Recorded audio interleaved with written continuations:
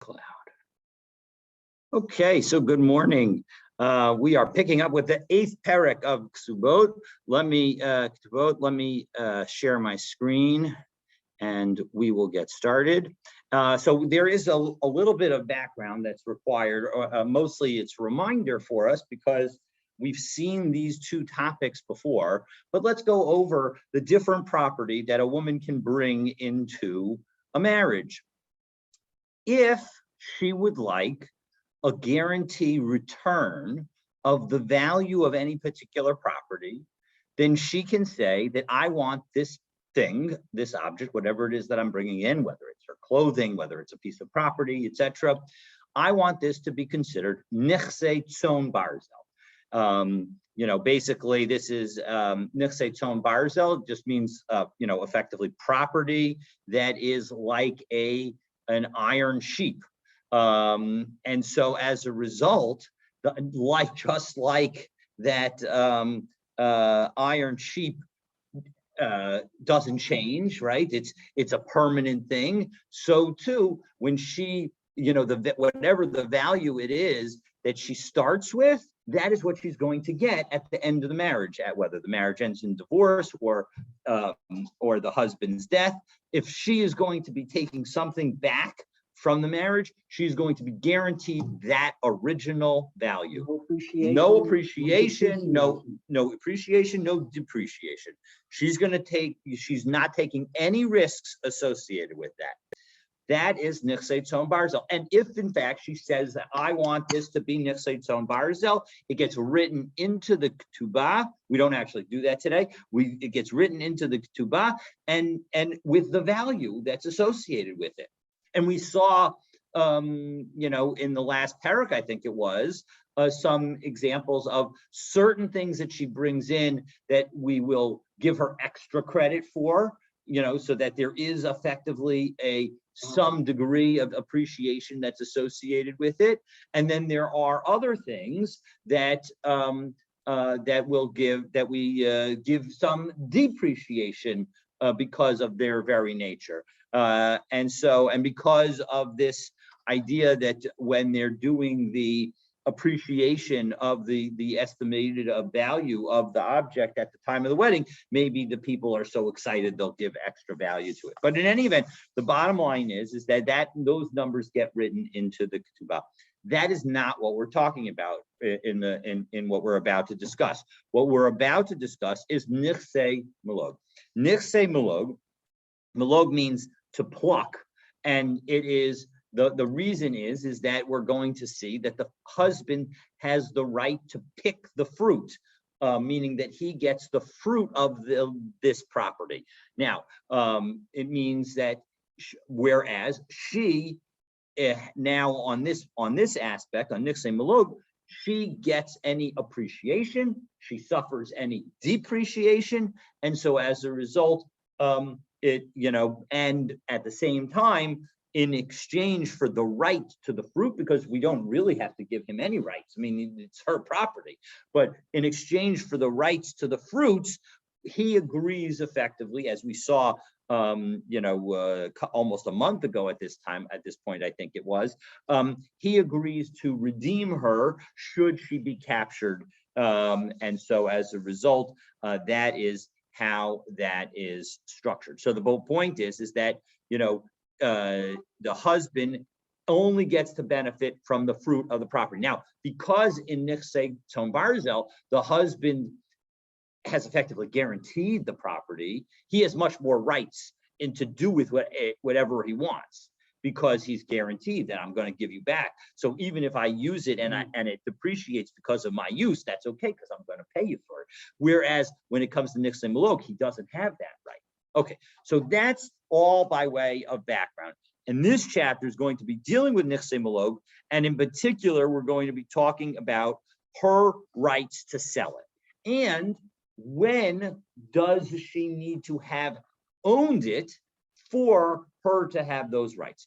Because one of the things that we have seen before is that the husband has effectively a property right in her acquisitions during the wedding, during the marriage. So as a result, if something comes to her during the marriage, she is going to be more restricted on what she can do than if something came to her before the marriage, where she had full rights in those objects ahead of time.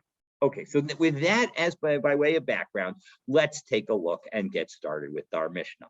So ha'isha shenaflu la nechasim ad shelo tisares.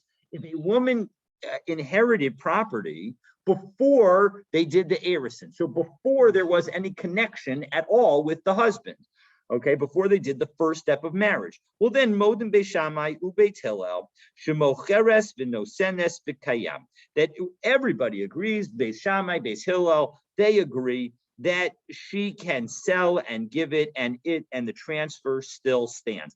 And Rashi adds an important word here, ad shalom tisares, meaning that she's getting it before she becomes an arusa, vinis arsa, and she becomes an arusa, meaning that she does that first step of marriage, and then she tries to sell or give it away. And what we've said is that if she had full property rights in the object before the marriage began, then even after that first step of marriage, she will continue to have full property rights. Naflu la mishanis arsa. What happens if she inherits the property after the erison happens? Well, then Beis Shammai omrim timkor, Beis Hillel omrim lo timkor. If in fact she inherits the property after becoming an arusa, and Rashi here adds Beis Shammai omrim timkor ba'oda arusa, and she's still an arusa when she sells it. So now we're dealing with a situation where she took the property after erison and she tries to sell or give it away after erison. Then Beis Shammai says she can do it, and Beis Hillel says she cannot. No, Beis Shammai omrim timkor, Beis Hillel omrim lo timkor. She's not allowed to. But elu ve'elu modim she'imachra v'nasna kayam. However, they both agree that that if in fact she tries to sell it and she does in fact sell it, then there's nothing that the husband can do about it. It's sold, it was hers, and she's able to sell it. And so that transaction will stand. Okay. And Rashi points out an important point that Tosfos disagrees with, but that if we take a look at the second Rashi here, Beis Shammai omrim timkor ba'oda arusa, it's got to be that she's selling it when she's still an arusa. Aval mishatinaseh, once she engages in the nisuin step of marriage and she's done with the marriage completely, then she does not, even Beis Shammai would agree that she does not have any rights to sell, kedetani lekaman ad shelo nisas v'nisas, because Rashi understands that the fourth of our, the third or fourth of the cases, is going to be a case. The fourth of the four cases is a case where she could take earn the property at any point in time, and if she has become married, so then we're going to say that we're going to deal with that case separately. Okay, so now Amar Rabbi Yehuda. Rabbi Yehuda says Amru Chacham, and it's not clear on which of the first two cases this statement is going, and the Gemara is going to address that. So let's take a look. What does he say? So Amar Rabbi Yehuda, Amru Chachamim Lefnei Rabban Gamliel. The Chachamim said in front of Rabban Gamliel, Hawil b'zacha be'isha lo yiska b'nechasim. 1 second. The husband effectively is taking ownership of the woman, of the wife. So why doesn't he gain all access to her properties? Meaning, once they do erison, isn't hasn't she done, right? We're going to, Erisin and Kedushin refer to the same step. So when you do, we actually are going to say, Isha Niknes, B'shlosha Drachim. We're going to say that a woman can be acquired in 3 different ways. So isn't this an acquisition? And so don't like a slave's not allowed to own anything. Isn't this like a situation where all her property goes directly to him? And so shouldn't he have immediate rights to everything? Amar Lahem, Rabbi Gamliel replied, no. Al hachadashim anuboshim. With respect to new inheritances that she gets, we are embarrassed by the fact that we don't really understand how come the rabbis say that she's not allowed to sell. Ela sha'atem megalgalin aleinu es hayeshanim, and you want to take away from her the properties that she's owned even before she was in Arusa? Yeah, that doesn't make any sense. So the point is that we have this exchange that highlights that, it is not a simple thing that we are saying that the wife does not have the right to sell her property. Okay, so naflu la mishanisis. Now what happens? She now obtains property once she has married. Elu ve'elu modim she'imakra v'nasna shabal motzim miyad alakofos. That the husband has the right to take away the property from those who buy it. And we will qualify this statement during the Gemara today. It is not an absolute right to take it back completely, but we're going to see that the husband has certain rights, and it's specifically the rights that the husband has that the wife is not allowed to sell. So adshel, and what are those rights? The rights, namely, to the fruit. So to the fruit, because we're talking about nechsei malo. So adshalom nisus v'nises, and what's the last case? The last case is if she takes property before nisuin, and now she has become married. Rabbi Gamliel Omer imachra v'nasna kayam. She's not presumably because we've used if she sold or she gave it away, implying a past tense. Well, then kayam, then it will be valid, meaning she's not allowed to do it lechatchila ab initio, but if she does it post facto, if she does it before she gets married, that was our discussion earlier. That Beis Shammai says that it's totally allowed, and Beis Hillel says it's not allowed lechatchila, but it is allowed b'diavad.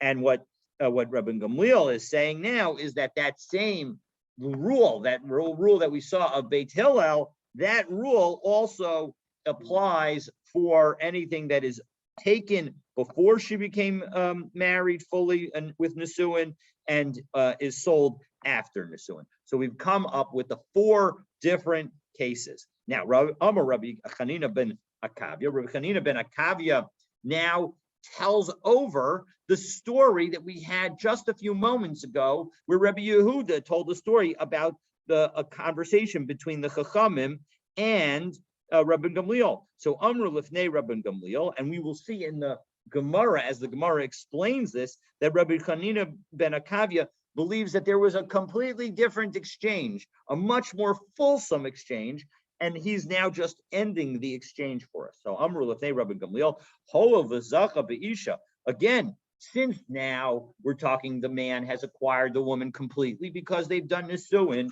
lo yizka b'nechasim, shouldn't she get the property? So Amar lahem al chachadashim anu boshim. We're embarrassed by the fact that she's gonna not be able to take new property that she gets after nisuin. How and we're gonna say that she can't even sell that, and the husband can even take it back. Ela sha'atem megalgalin aleinu hayeshanim. You're gonna try to impose that rule on the old properties. We barely understand how it is that the husband has the rights to the new properties. So okay, so Rabbi Shimon Cholik. Rabbi Shimon makes a different distinction. He says cholik ben nechasim lenechasim. No, it's not based. The way I understand this is it's not based on when she takes possession of the property. That was the key. The key factors that were in this Mishnah up until now is when did she take possession and when did she try to sell and transfer. Now we're going to say a different distinction completely. Lo nekasim, how you doing, Labal? If the husband knows about the property, well, then lo timkor, then he's not allowed to sell it. Then she's not allowed to sell it because he knows about the property. And so as a result, it's presumably something that he views as his own. And so as a result, we're not going to let her sell it after, at some point once they are married. Okay. The and the Gemara will explain what does it mean to be known. That we're going to deal with. The imakra v'nasna batal, and if in fact she does try to do it, then the transfer is null and void. She'ena yedun labal. However, if the husband doesn't know about it, lo timkor, she shouldn't sell it. The imakra v'nasna kayam. But if she does, then presumably, then the sale is effective. So that is our Mishnah. Okay, so now we're going to continue with the Gemara, and the Gemara is going to wonder, why is it that Beis Shammai and Beis Hillel agree when she already owned the property at Erisin, but they disagree if she didn't own the property? So Maishna Reisha Delopli, why is it the case in the beginning of our Mishnah that where the woman inherited the property before she did Kedushin and / Erisin, and everybody agreed, where they do not disagree, meaning that they agree. Everybody agrees that she's able to sell it or give it away. And what's the difference in the second case where the woman inherited after Erisin, and she's not allowed to give it away according to Beit Hillel? It's only good post facto according to Beit Hillel. Beis Shammai allows her to give it away, but Beit Hillel does not. So Amri debei Rabbi Yanai. So they answered in the yeshiva of Rabbi Yanai, Reisha b'zchusa nafla. No, the issue is that when she took possession of the property before Erisin, it fell into her possession. It was hers. Seva b'zchuso naflo. And in the end, it was his. Well, one second. Im b'zchuso naflu. One second. If you're saying that when she takes possession of property after Erisin, it's as if it fell into his property. Ki machra v'nasna amai kayam. How could Beit Hillel even say that it is a valid transaction, right? Beit Hillel says that if she does try to transfer it, b'di'avad, it would be a good transfer. So why should it be a good transfer? It shouldn't be a good transfer if we're saying that it falls into the marriage property, into his property. So we're going to qualify the answer. No, it's not that it falls into his property. Ela reisha badai b'schusa naflu. When it was before marriage and any step of the marriage, even Erisin, well, then clearly it was only in her possession. And so everybody agrees it was in her possession. It was definitely in her possession. But Seifa, when it falls into the possession, when she is engaged, it has done Erisin, Amar bizchusa, Amar bizchuso. We can say a little bit it's in his possession and a little bit it's in her possession. Why? Because Rashi explains that once they've done Erisin, well, then maybe they're going to end up marrying. Maybe the marriage will end up being completed. And if they complete the marriage, well, then everything that she owns will effectively be his. And if they don't complete the marriage, then it won't. And so as a result, that uncertainty associated with the current situation of just having done Erisin is what's going to say that we're going to treat it like an uncertainty. So as a result, as an uncertainty, when she's holding it, we tell her, don't sell it. But once she's sold it, we can't get it back. So that's why we'll treat it. So lichatchila lo timpor, right? She's not supposed to sell it lichatchila, but imachra v'nasna. But if she sold it or she gave it away, so then kayam, it stays. All right. So that is the explanation of why we're going to treat the second case of property obtained after Erisin differently from property that was hers before the Erisin. So Rabbi Yehuda, now we quoted in our Mishnah, Rabbi Yehuda, lifnei Rabbi Gamliel, it was said in front of Rabbi Gamliel. So Ibailahu, so the question was asked about this line in the Gemara, Rabbi Yehuda al lechatchila, Was Rabbi Yehuda talking about the first case of our Mishnah, meaning the case where she got the property before Erison, or was she talking about the Beis Hillel ruling which related to when she already had the property? So, is he saying that this was a discussion about being able to sell it lechatchila, or was it only about selling it b'diavad? So Tashma, we're going to try and, as we turn to Ayin Chet Amabet, we're going to try and bring a proof, and we're going to be successful. So Tanya, we learned in a brisa, Amar Rabbi Yehuda. Rabbi Yehuda is now going to have in this brisa a more detailed version of the conversation, and we'll be able to clarify what we're talking about. So Amar Rabbi Yehuda, Amar Lefnei Rabbi Gamliel was said in front of Rabbi Gamliel, Ho v'zo ishto v'zo ishto, right? Just as it doesn't make a difference whether you've done Erison or Nesuin, the guy is married to the woman. Those two people are married. So who cares what stage of the wedding has happened? Why, right? They're both considered married. Zomuchro batel, and yet this one's sale is nullified, meaning that if in fact it was sold after Nisuin, it would be nullified, and the husband could get it back. So too, this one's sale should be nullified. So Amar Lahen, so Rabbi Gamliel explained to them, no, al chadashim anu boshim. We're embarrassed with respect to property that she inherits after Nisuin, that we're forcing her to give it back. And you want to get us to have him be able to take back old properties that she's already had the right to sell. So Shma Mina di Avad Kamar. So we can see from this this understanding of the brisa that clearly he's talking about the Beit Hillel situation. This Beit Hillel situation of they've already done Erison, because that was the comment that the sages made, that they said Zoishto v'Zoishto. So clearly we're talking about where it's a b'diavad situation. We're not talking about the allowance of sale lechatchila, but rather about the allowance of sale only b'diavad.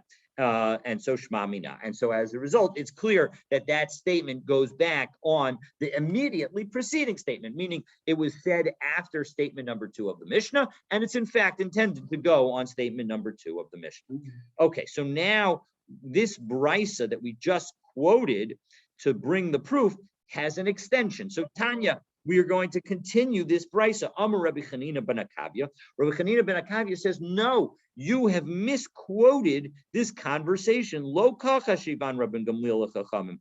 That wasn't the way the response went, right? There was a more detailed conversation that happened. Ela kacha shivan. This was the way that conversation between Rabbi Gamliel and the chachamim went.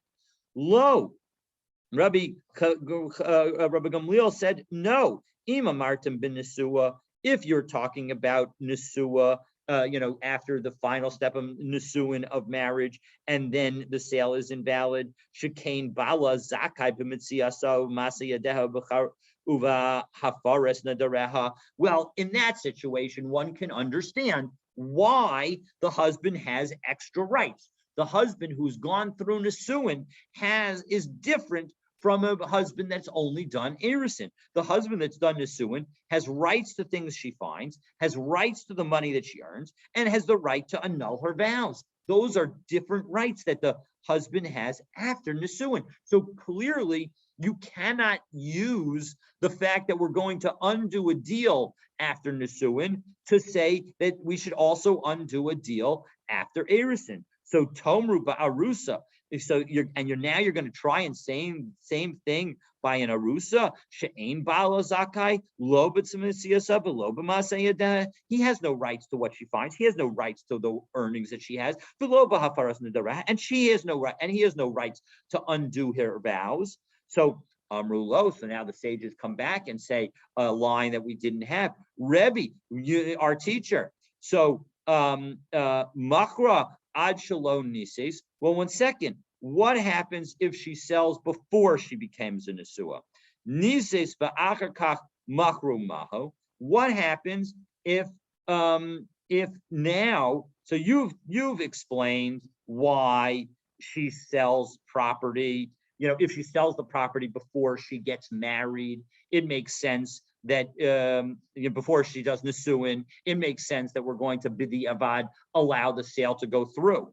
But what happens if she takes the property now before she was while during erisin, and then she sells the property after she does nisuin? How can you explain why it is that according to you, Rabban Gamliel, the sale is post facto valid, right? We said in our Mishnah that if she takes possession before nisuin and then nisuin happens, she shouldn't sell, but if she does sell, it's a good sale. So Amr lahu avzu mocheres b'nosenes v'kayam. Now here, this is very important. This is actually using present tense, and we're going to ask about it in a moment, because he's going to say, yeah, she can actually sell it lichatchila and give it away lichatchila. So amru lo, hov zacha beisha. Well, 1 second, how can the fact that she had possession at the time of erisin, and now they've actually done nisuin, how can she make a sale lichatchila? That doesn't make any sense. Lo yizke b'nechasim, doesn't the husband get ownership of all of her property now that they've done nisuin? So amar lahem al hachadashim anu boshim. So ela sha'atem megalgalin aleinu esa yeshanim. So the same line that we've been saying. How can it is a big chiddush that we're going to prevent her from doing any kind of sale, and we're going to even undo the sale if she takes possession of something after nisuin.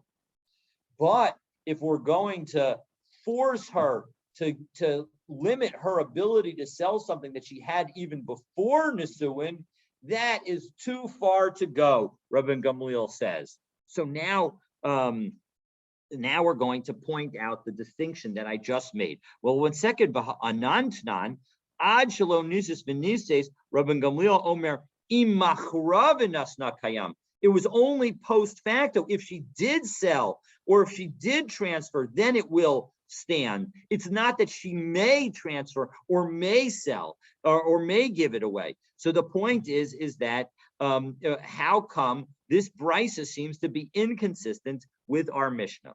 So the Gemara answers, Amar Rav Zvid, Tnei Mecheres v'nosenes v'kayam. So Rav Zvid's initial answer is to reread our Mishnah and say, no, our Mishnah actually should be even lechatchila. Now, that's really problematic for a couple of reasons. One is, why are we, and Tosos asked all of these questions, why are we going to allow this, we're going to change the language of our Mishnah when we have a brisa that is less definitive? Rabbi Yehuda Anasi established the language of our Mishnah, and so that has greater authority. So Tosos says actually this answer should be no, change the language of our brisa and make our brisa b'diavad, and that we should say that is the answer of Rav Zvid. And again, the other problem is that we're going to give Rav Papa's answer,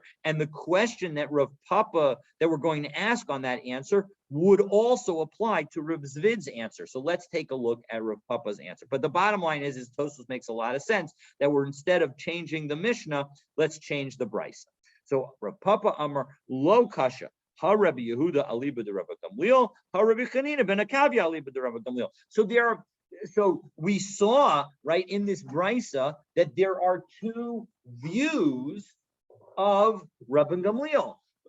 There's the two views of the whole conversation. So just as there are two views of the conversation, there are two views of what Rabbi Gamliel said with respect to the case of somebody who gets property before marriage and now is before nisuin and is going to, and now the woman wants to sell the property after nisuin. So according to Rabbi Yehuda, Rabbi Gamliel says you can't do it initially, but if you did it, it's a valid sale. And according to Rabbi Chanina ben Akavia, even you can do it initially, even the woman. And the point is the following. Really, the question is what is the man's expectations? And what we're saying is that any property that she gets before the wedding is finished is hers, and we're going to treat it as hers. There's an element that we don't want to fully treat it as hers because they're a couple, and so as a result, we're going to say that so according to Rabbi Gamliel, we're going to say you can't sell it initially, but according to Rabbi Chanina ben Akavia, yes, you can even sell it initially. Here's the paradoxical question. Yeah. Here, please. Before marriage, Arusin, she can sell the property and it's hers. Correct. She gets married. She goes through the next steps and she's married.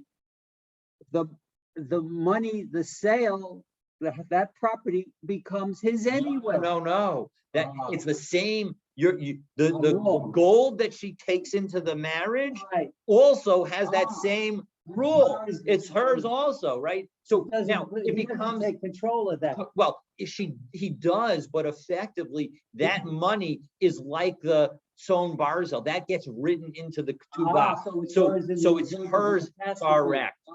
Exactly. So as a result, that's exactly right. So again, the question that Stan asked, which is an excellent question, is what if the woman sells the property before she gets married, she's now got a pile of cash. Doesn't that pile of cash become the husband's? And the answer is not quite, because the pile of cash gets written into the ketubah as the cash that she brings in. And as a result, that cash, indeed, we saw last week, and it may be unfortunately one of the days that we weren't able to meet, that that cash actually gets bumped up in value in the ketubah. And so as a result, the cash that she brings in, so then it's like exactly it is like a life insurance policy. So and it's a divorce insurance policy as well. So that's right. So that's the point. So James, did you have something that you wanted to follow, a question you wanted to follow up? It seems to me like they're really trying to delineate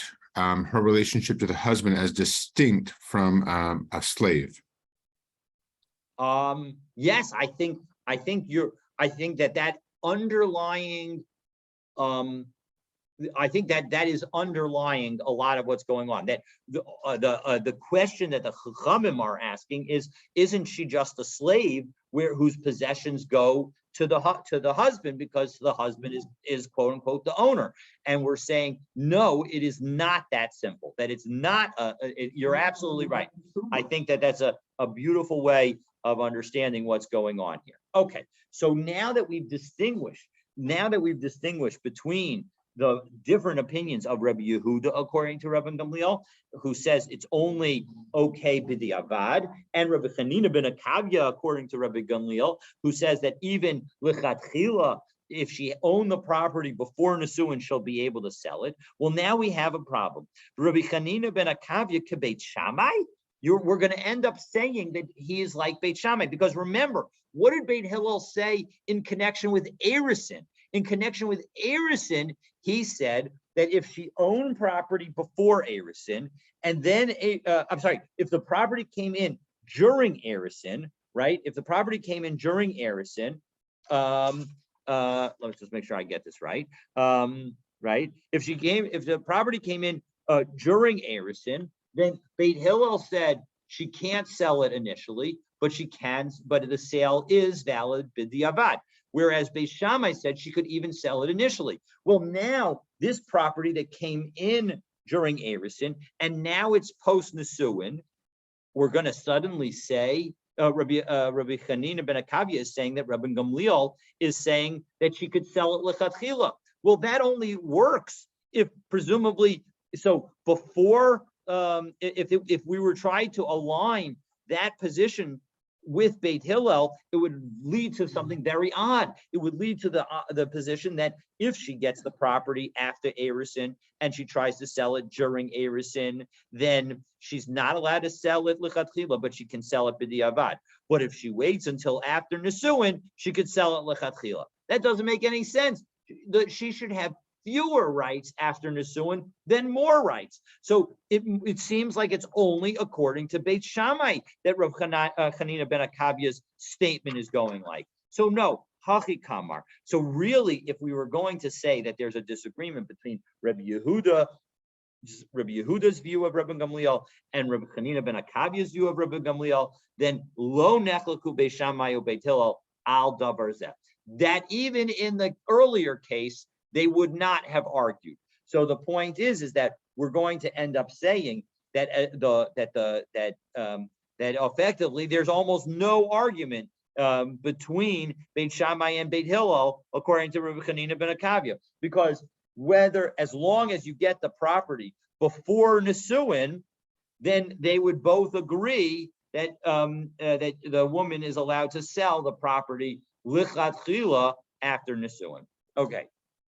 And so that the only situation where she cannot sell the property and he can actually take it back, the husband can take it back, is if the property comes after Nisuin. And that this does make a lot of sense, right? There's no right. Well, the Rav Chanina ben Akavia's position, Rav Chanina ben Akavia's position is effectively we're going to ignore the uncertainty of whether the marriage is going to happen. Meaning that it's all that matters is when she got the property, was it hers? Meaning, was it before Nisuin, and so as a result she had full rights, or was it after, in which case she doesn't? That's the key, exactly. So that's whereas Rabbi Yehuda makes the distinction for Beit Hillel, at least makes the distinction about whether or not we're talking about a situation that that there was an anticipation of marriage, and that because of the anticipation of marriage, we're going to treat it like an uncertain situation, uncertain property as opposed to certain property. Okay, so now that we've dealt with that, so now the Gemara is now going to quote Rav and Shmuel, who are going to hold a different opinion from anything that we see in our Mishnah. So Rav Shmuel de Amri Tarvayu, both of them say, Bein shenafla la nechasim ad shalonis arsa, bein shenafla nechasim missionis arsa, v'nisas habal motzim miyad halakokos. Doesn't make a difference whether she got the property before Erisin or she got the property after Erisin, as long as she's already done Nisuin, the husband has the right to take it away from the buyers. So again, this is a very different view. Once they've done Nisuin, essentially it says that in this view, the Nisuin causes a transfer. This is a position that seems very much more like the attitude that the Chachamim had. And in James's position at highlighting, it's much more like when you do Nisuin, it's like you are acquiring the woman, and as a result, her properties, they're on some element fall to you, or at least we will see certain aspects of the property fall to you. So let's take a look. So now we're going to ask the question again. Come on, who does this go like? Delok Rabbi Yehuda, right? So again, what they said is that whenever you got the property before Nisuin, doesn't make a difference how early you got the property, even if you got the property even before Erisin, after Nisuin, you're not allowed to sell it, and if you do sell it, the husband can take it back. So that's not like Rabbi Yehuda. Rabbi Yehuda says that if you have the property before Nisuin and you sell it after Nisuin, that post facto the sale is good. Below Rabbi Chanina ben Akavia, and it's not like Rabbi Chanina ben Akavia. Rabbi Chanina ben Akavia goes so far as to say that if you got it before Nisuin and you sell it after Nisuin, you could sell it lichatchila. The woman could sell it. So this just does not fit with our Mishnah. So inu de amru karabosenu. So Rav and Shmuel are actually saying like the Rabotenu, like our teachers. The Tanya in this, because we have Rabosenu saying in this brisa, Rabosenu chazru v'nimnu. The rabbis went over this and then they did a count to see who voted how, and what did they conclude? Bein shenaflu la'ad shalotis ares, ubein shenaflu la missionis arsa, v'nisas habal motzim miyad halakukos. So that at the end of the day, we're going to say that that it doesn't make a difference when she gets the property. If this nisuin has already happened, the husband can take it back. And now this is going to transition to what does that mean that the husband can take it back? So let's take a look.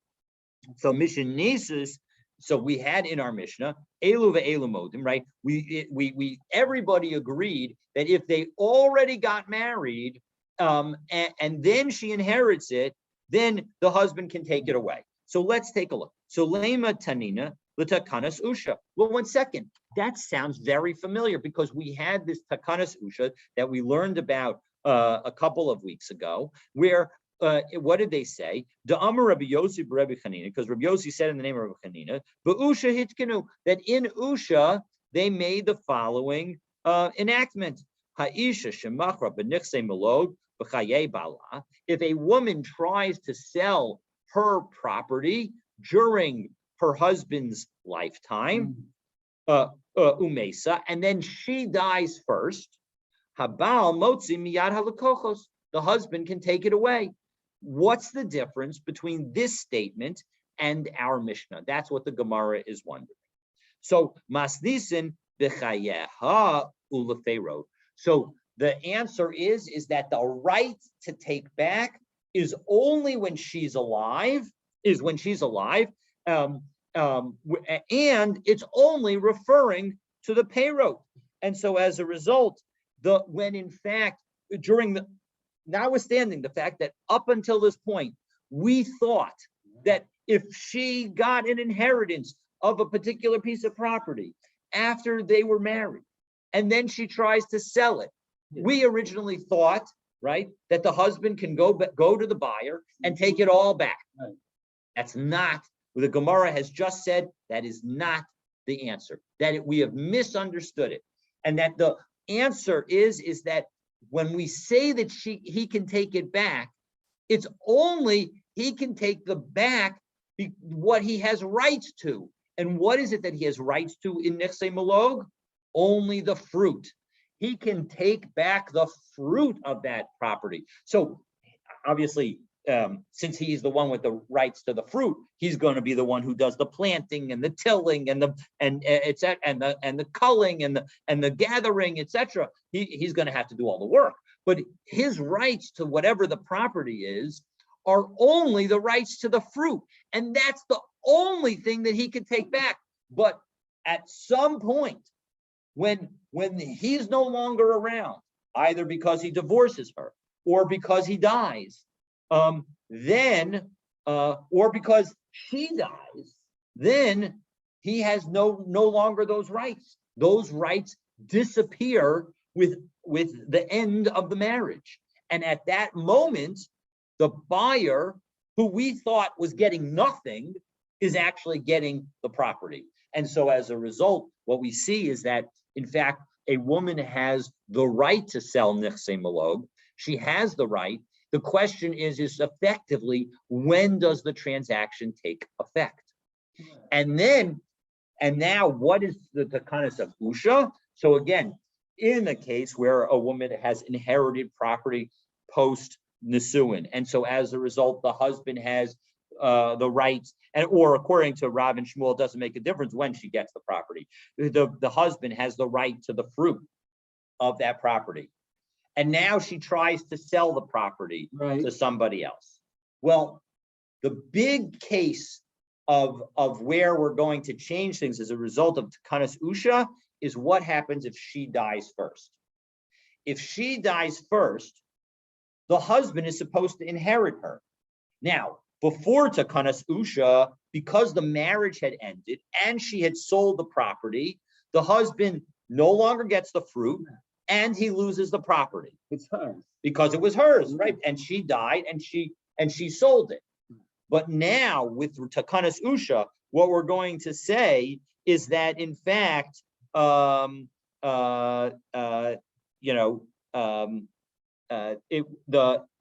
property, the sale of the property, if she dies first, is effectively a null and void. And so essentially, the sale is like an insurance policy on her life, because if he dies first, well, then it was hers, and because she sold it, it goes to the buyer. Okay. Whereas, or if they divorce, it was hers and she sold it, it goes to the buyer. But if she dies first, he's supposed to inherit it, and we're going to undo the entire transaction. And again, we're giving him the fruit during her lifetime. And now what we're saying is, even when she dies, he gets to continue on the property, because even though, on some level, biblically, she would be able to sell it and have it go to the buyer.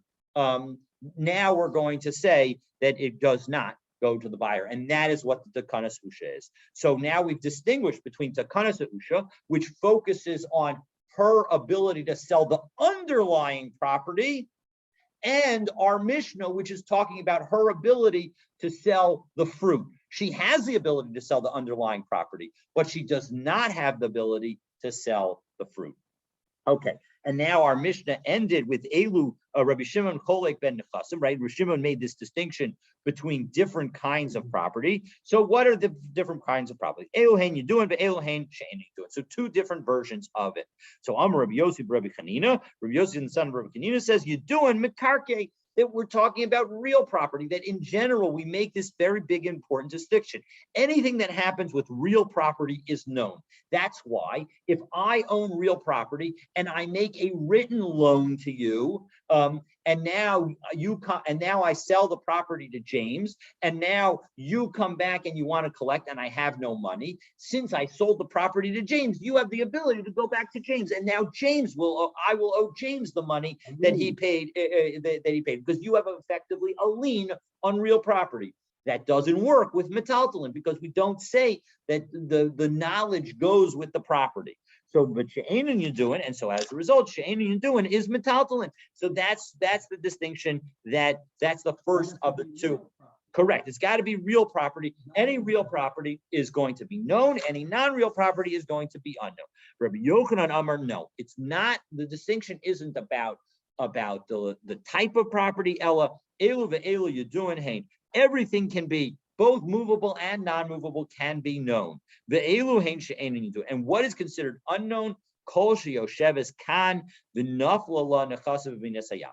That wherever the woman and the property are in a different location, then the property that is in that different location is considered unknown. So if she gets property in, the other side in California, and she's living here in New York, so then that's going to be unknown property to the husband, and we're going to assume that she would have the right to sell it b'diavad, according to Rabbi Shimon, and not l'chatzila. Whereas the property that is actually here, the husband would have the right to take back. And as we've seen, when we say take back, we mean take back the fruit. And Tanya Nami Haki, we have an opinion that is consistent with the second of these views. So Elohein she'ein you doing, what does it mean? Things that's not known. Kol sheyosheves kan, where the woman is here, v'nafla la nechasim v'nesayam, and she gets property that is somewhere else. So we will pick up here from the two dots, God willing, tomorrow, and so that's the story. Yeah. So tomorrow we're going to, please stay tuned, as we're going to be discussing efforts by a woman to try and prevent her husband from accessing her property upon their marriage. So we'll see to what extent is that possible, and God willing, for that, stay tuned tomorrow. Thank you very much. Book to you. Goodness, we could have filled